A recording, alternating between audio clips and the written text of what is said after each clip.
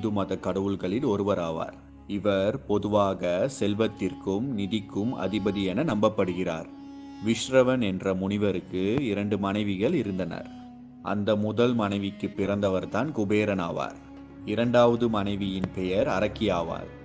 இந்த அரக்கிக்கு ராவணன், கும்பகர்ணன், விபீஷணன் மற்றும் சூர்பனகை என்று 4 குழந்தைகள் பிறந்தனர்.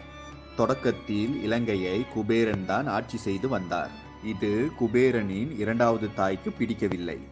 எனவே அவள் தன் சொந்த மகன்களை அழைத்து, நீங்கள் தான் இலங்கையை ஆள வேண்டும், அதற்கு முயற்சிகளை செய்யுங்கள் என கூறினாள்.